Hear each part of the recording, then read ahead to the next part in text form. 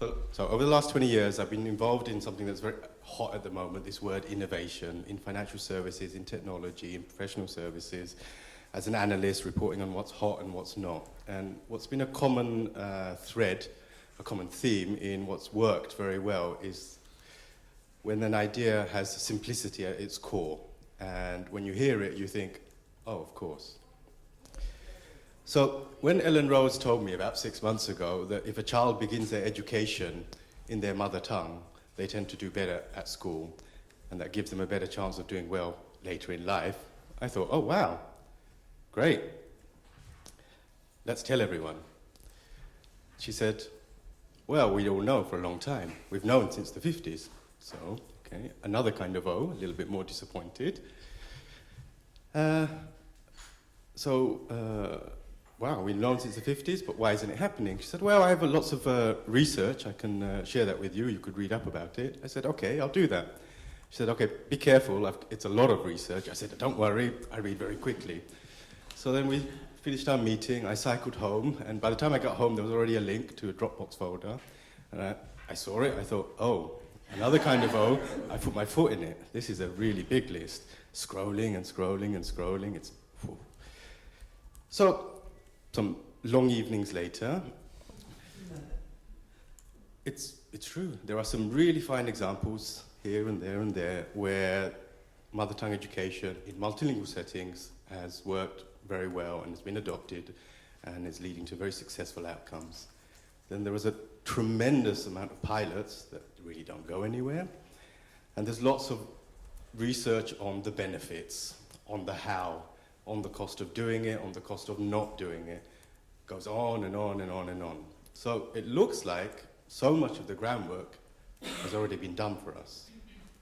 So at this point, I just want to hand over to Ellen Rose to tell the story in her voice and with her narrative.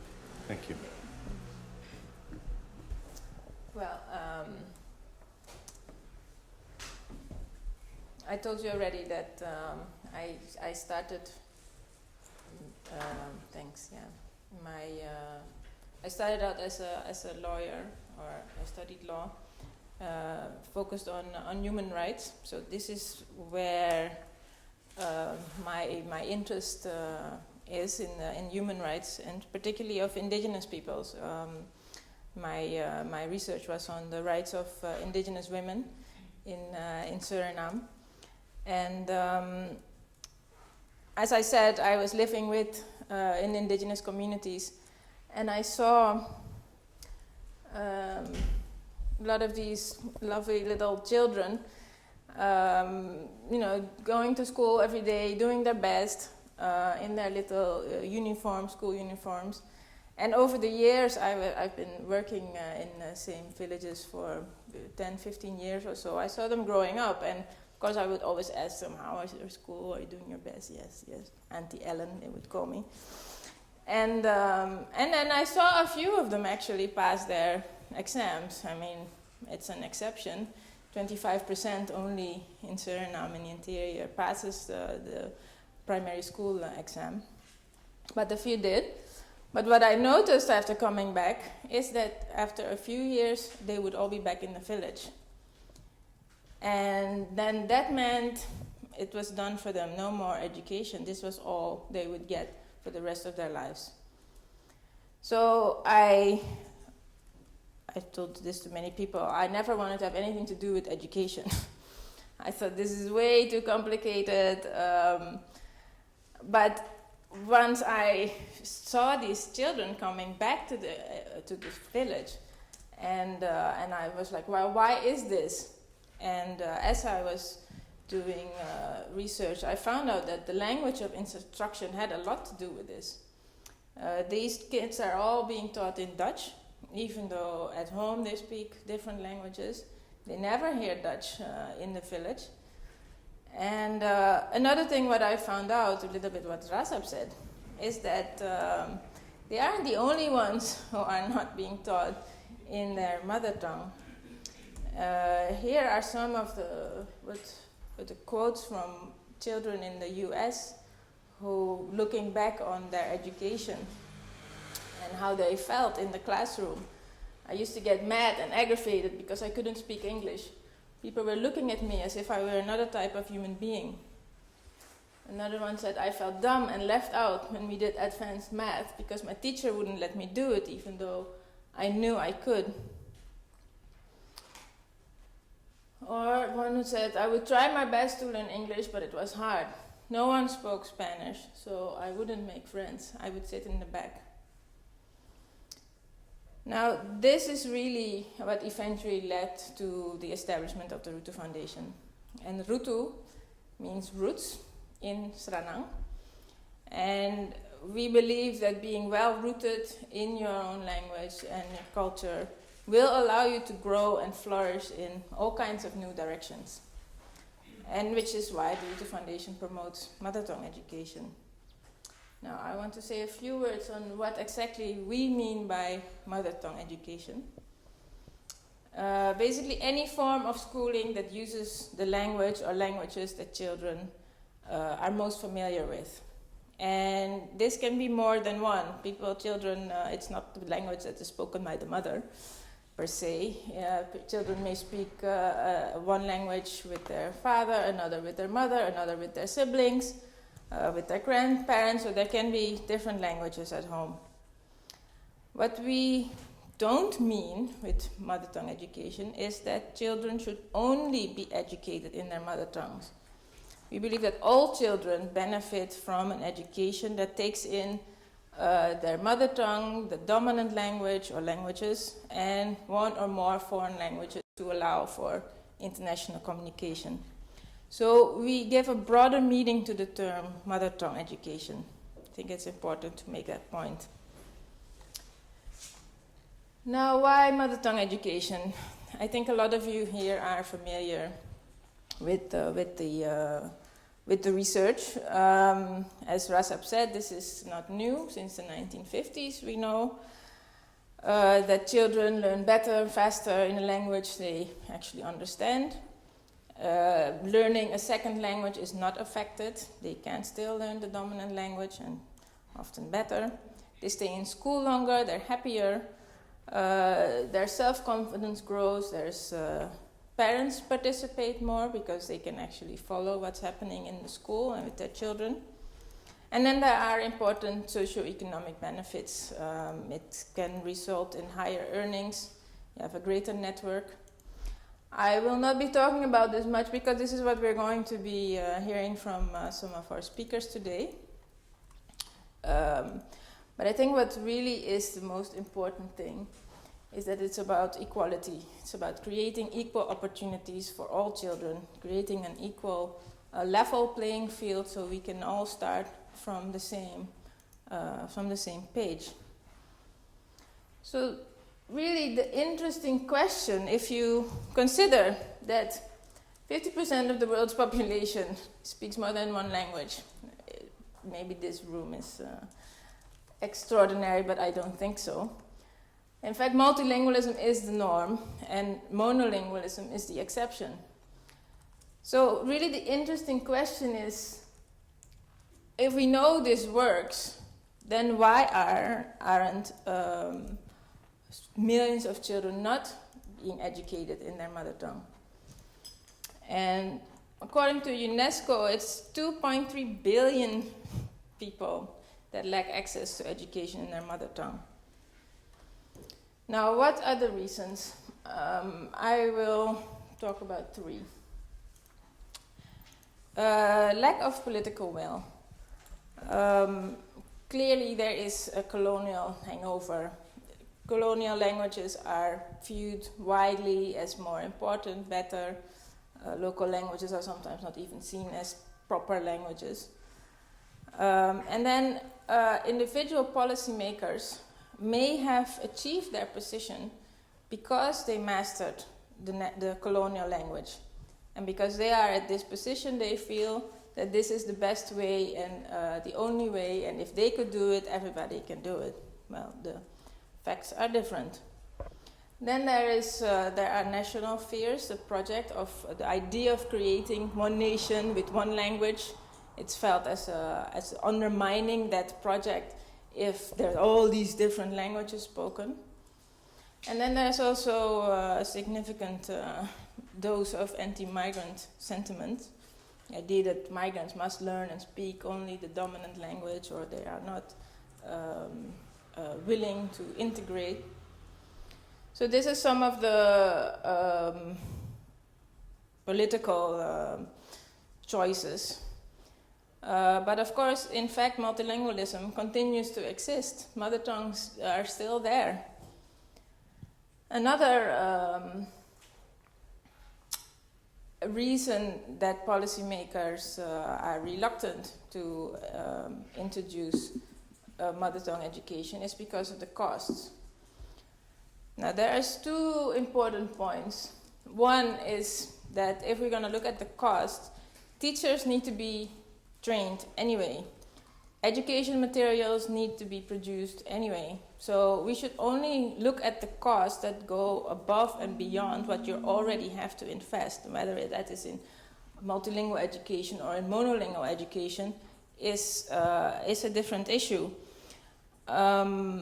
And in fact, where they have calculated those additional costs, it was actually only 5% of the national education budget.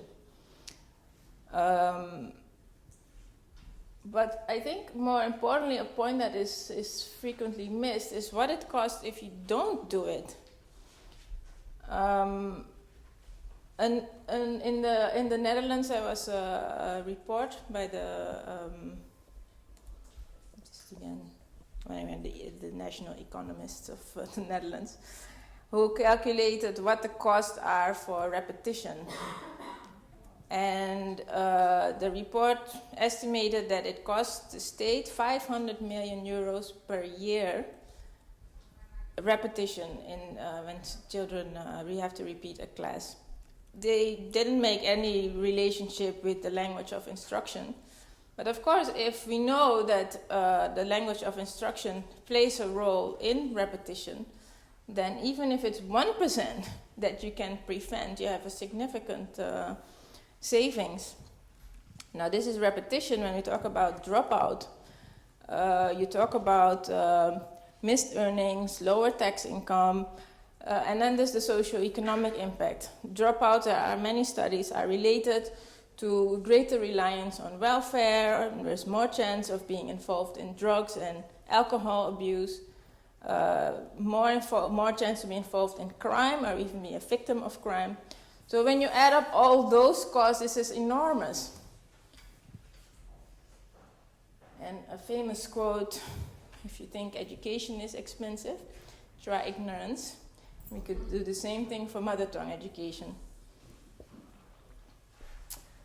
Now, a third reason we believe is a lack of awareness. There are a lot of misconceptions about mother tongue education and bilingual education. Bilingual education will confuse children.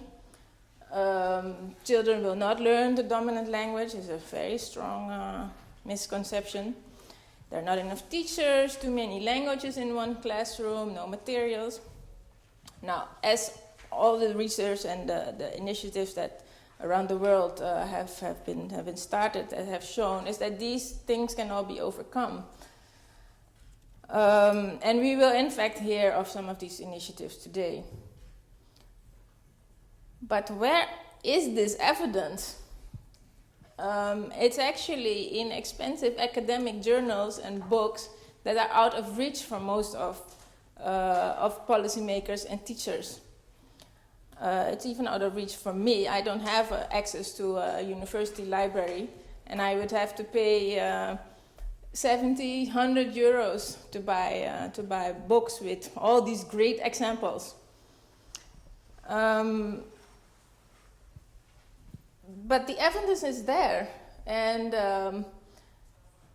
here are just a few pilot projects that we found, and really a few that we found. There are hundreds and hundreds, but they are often pilots. They don't. They stop after a few years when the funding stops, or when the person who is doing it gets another job. So What do we do, the RUTU Foundation? Well, we started out making multilingual material, a bilingual math book, which is open source and can be translated and adapted to different languages and cultures.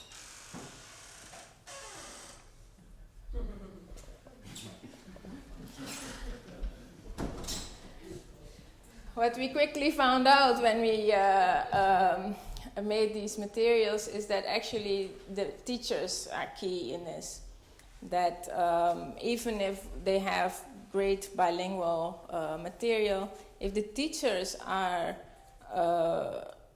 still have negative views about the cultures and the languages of the children that they're teaching, it really makes no difference to have these materials in the classroom. So we focused on teacher training, where we really got into the personal experience of teachers. This was in Suriname. And also we also did the teacher training in the Netherlands. On their personal experience with exclusion and discrimination. And then try to make the link with, well, imagine what it's like for the children. It's intense work and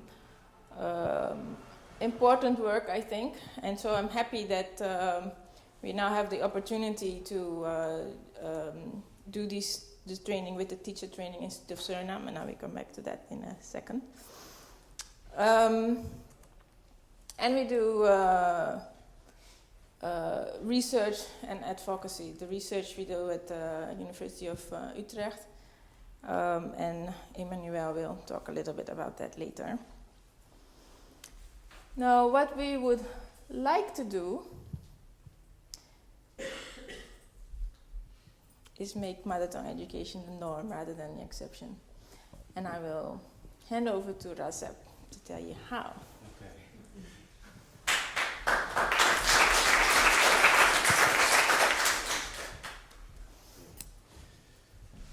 So, we want to build a global platform. That's, I think, a very modern way of saying we think that we need a unified voice for shouting this cause.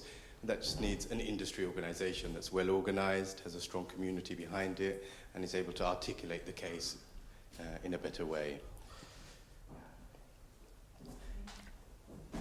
So, effectively, RUTU Foundation has re-articulated its mission statement and is saying, well, we need to build a community. The community actually already exists. It's very fragmented. There are lots of people involved all around the world in mother tongue education, intercultural education, multilingual education. It would be great if they could share knowledge between each other. It would be great if their knowledge could be translated into layman's terms, so that could be shared with an even larger community and help to raise capacity at a greater scale. If we were able to do that, we would also be able to, as a unified voice, communicate the case much stronger and lobby for change. So you would have this kind of bottom-up, which may be able to scratch a little bit and affect some influence that's also top-down. If you're able to do that, you're probably able to put together bigger teams with slightly bigger budgets, even bigger budgets, and try to roll out more ambitious projects to adapt curricula, to translate materials on a greater scale, to train teachers at a greater scale, and roll out what we already know as best practice and help make it the norm. So, a little bit more about how then. So, very simple, nothing particularly innovative here, just some common sense actions. Why don't we just, as a community, there's very many knowledgeable people already in this room, create some best practice guidelines. And they could be about an array of subjects. Could be from the very straightforward, how do you lead a maths class in a multilingual setting? How do you use technology in the best way in a multilingual setting to foster mother tongue education, enable mother tongue education? How do you get mother tongue education curricula going? That could be a 2-page guideline with just some do's and don'ts. You know? Imagine if we could then dig deeper with how-to guides, reports that tell the story of that best practice guideline deeper. Imagine if we could share case studies with those how-to guidelines. Imagine if there was an annual report, which was a kind of a state of mother tongue education worldwide, and we did a survey with all the people out there anyway, aware of what's happening in their country, knowing what's working, what's hindering, and we could communicate that as a single voice. Simple things, right? Imagine if we could, on this platform, a website, make available translation tools so that people who wanted to translate materials could just use those tools, and you would give them guidelines on how to use tools and translate curricula in the most efficient way possible. So there was good people selected, a good review process, so on. Right? You would make it much easier to just translate materials. You would lower access, you would lower cost. Imagine you could then just run campaigns. You could say, we're going to do these 10 languages in this country. Imagine how easy it would be to get passionate people to come forward to help translate materials. People are passionate about their children's education. They want, they want the best. So the technology is there. These things are happening in other sectors. This is just a Wikipedia idea that's worked so well for so many years. It's nothing particularly innovative. We just have to do it well, right?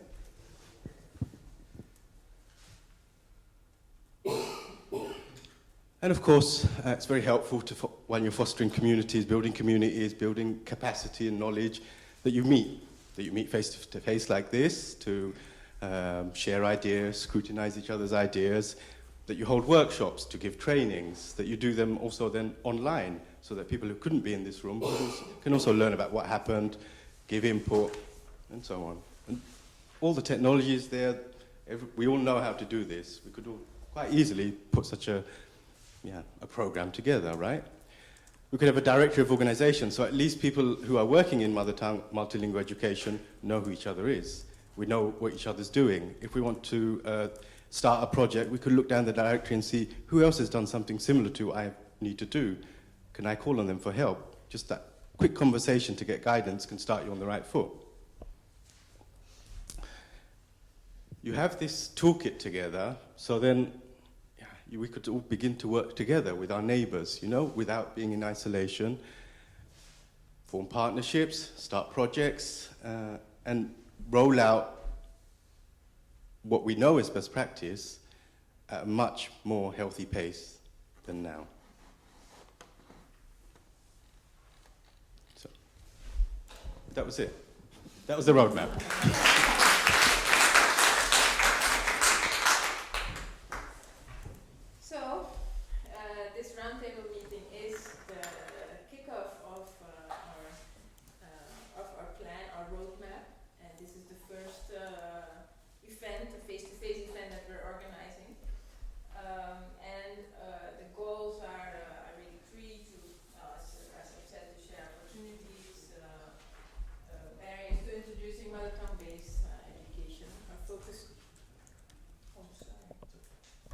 Do I need to say it again? No, it's okay.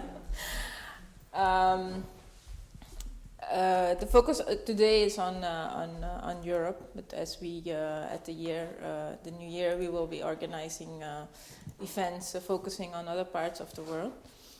The second goal of this roundtable is to discuss our roadmap. What do you think about it? What are your suggestions? And then finally, it's the start of our new collaboration with the University of Utrecht and the Teacher Training Institute of Suriname. And I want to especially welcome Marco Lichtvoet, the director, who came all the way from Suriname to be with us here today. And in fact, our collaboration has started last night with the training. This was in Suriname. No, I didn't fly back and forth. Next week I will be in Suriname and to share our knowledge and experience, and hopefully for the teacher trainers to then develop their own curriculum adapted to the Surinamese context. Now, as Frank Wijnen has mentioned, we have brought a wonderful group of people here today. I'm really happy that there are teachers, parents, I think a lot of us are parents, there are policymakers, teacher trainers, researchers, there are some people from donor organizations and also from the business community. We have people who traveled all the way from Sweden, from Belgium, and also from Friesland, our northernmost. Thank you for coming. And I really want to say thank you to the University of Utrecht for hosting this meeting, to Frank Wijne, Ellen Petra Kester, who will be joining us later, Jacomine, and especially Emmanuelle Pichon, who has taken time out of her busy schedule to help organize this meeting. I also want to thank the City Council of Utrecht, who funded this meeting, and we will be hearing from them a little bit later on why they think this is important. And finally, I want to thank Lifelong Inspiration, the organization of RASEP, for assisting us with this roadmap. We've been struggling for a long time. How can we always had this ambition, but how to make that happen, really owe it to RASEP to help us through with the project. And well, this only thing I want to say still is to wish you a wonderful and fruitful day. Thank you.